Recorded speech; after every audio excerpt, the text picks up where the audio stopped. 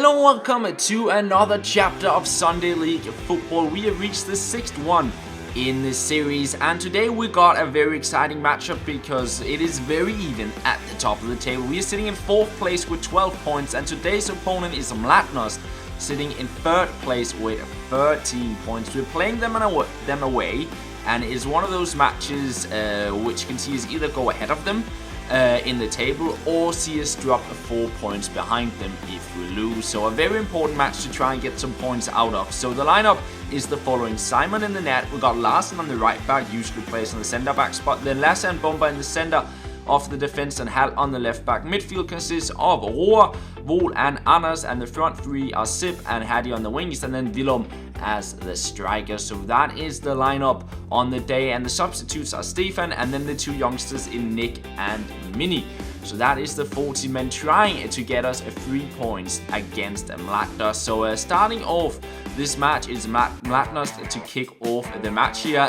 The camera is right at the halfway line, so a little bit difficult to see things. But yeah, nice sunny day, and we get the first chance of the match. It's Vol on the ball here pretty much right from the start. Takes the shot, but easily gathered by their goalkeeper, and the match started off with sort of stuff bouncing back and forth. Here it is Mladenost on the ball. The ball is not cleared away, but in the end Simon could save that one, and then another chance for Mladenost, play down the wing. And yeah, this was very unusual to most of the matches we play. It usually takes 10-15 minutes before the first chances appear, but in this match it was right from the get-go.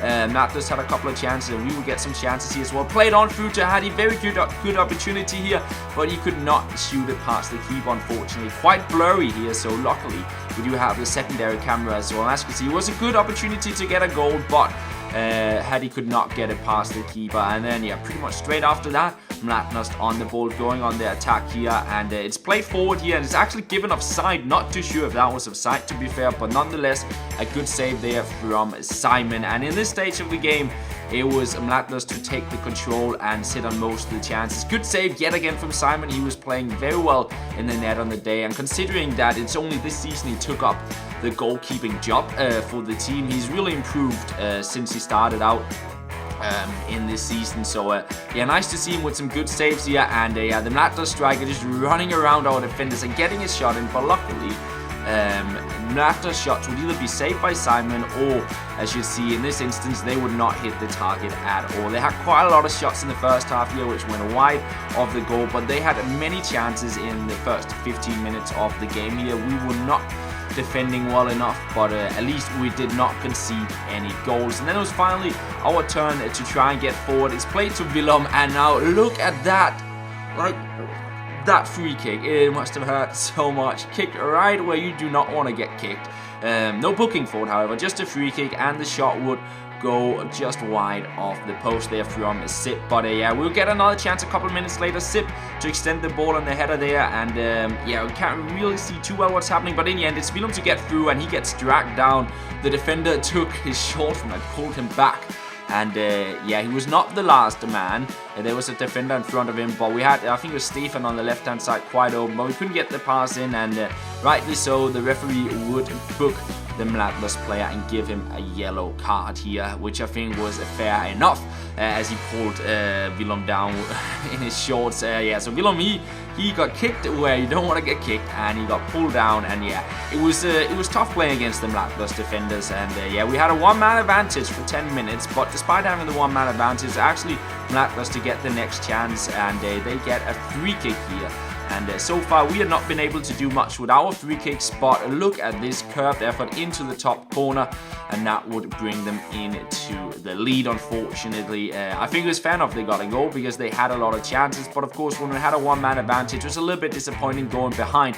But then just before halftime, Willem onto Hadi, and the positioning of the Mladenost goalkeeper probably wasn't the best, but still a very good from Hadi. They are finding the far bottom corner to get us the equalizer and make it 1-1, and a good goal to go to halftime with, getting the equalizer and the belief that we get something out of this match. So looking at the halftime stats, it was definitely Mlatnost with the majority of the chances. As you can see here, they had 9 shots, but only 4 of them have been on target.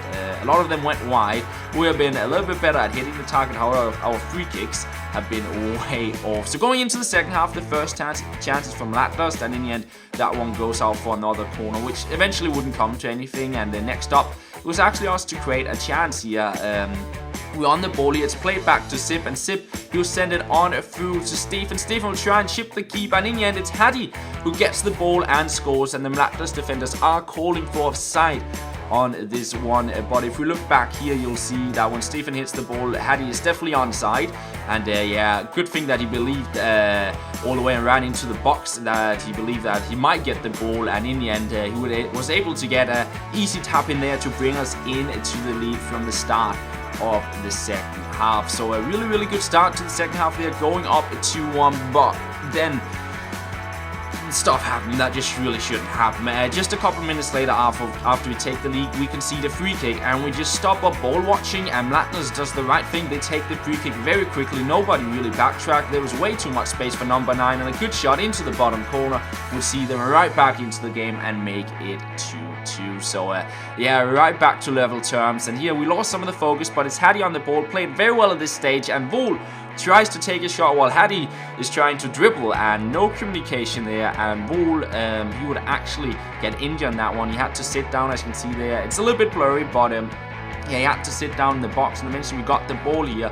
And yeah, I think everybody was aware of it at this stage, that Vol was injured, and we were thinking, yeah, we should probably kick it out, figure out what's wrong with him, and maybe get him subbed off, because it didn't seem to be too good for him. So yeah, in the end, it was Lasse to kick the ball out of play here, but he should not have done that, because apparently on the other half of the pitch, the referee has said that we were not allowed to kick the ball out. So he saw this as unfair play, and he would show us a yellow card. And as you know, that is 10 minutes off the pitch, and we are not in focus at all. We had some problems with the focus in this match, but Lasse not understanding this one, many of us not understanding it, because nobody could hear the referee saying that unless you're standing right next to him. So yeah, one-man disadvantage, and that was the advantage for Mlatnost, and they would go up 3-2 in this period. And then they scored in the 67th minute, and the remaining minutes of the game, it sort of bounced back and forth in the midfield, but no really big chances before the Mlatnost striker will put the final nail in the coffin and make it 4-2 just before not before halftime, before full time. And that means we unfortunately lose 4-2 in this quite important match. So yeah, Mlatnost did have a lot of chances. It probably was a team that could deserve to win against us, but it was still that yellow card frustrated a lot. Anyways, on the day, the man of the match was Bumper, closely followed by Simon and Hattie, both with very good performances as well. And it was a very tough opponent we were up against, so it's definitely the defensive part of the squad getting most of the votes. Assist-wise, it is still Skifter leading the charts, and yeah, nobody really getting too close to him. Stephen got another assist today, so he's up on 2 now, equaling Roar. And then finally, goals-wise, we now have Hattie equal with Willem on the top of the goal scoring chart. Sipping behind, then myself, and then Skifter, Nick, Bukil, and Roar. And that is pretty much all for all the statistics. We did not get to film the man of the match winner, unfortunately, on this day. But elsewhere, on the 7th match day, Stavsland Ganløse won, ÖB won. AB has withdrawn from the league, of course, so Herlev got a victory, and Ballerup smashed Haresco 8-1. So that means for the table that all the other teams in sort of the top part of the table got victories, and we lost. So we dropped down to 5th place, and now we're 5 points up to the leaders of the table, so a little bit far behind, but hopefully for the rest of the season we'll be able to grab some more points. We've still got a couple of matches left, so maybe we can crawl back before we go on the winter break. So stay tuned, as we'll soon be back with yet another chapter of Sunday League Football.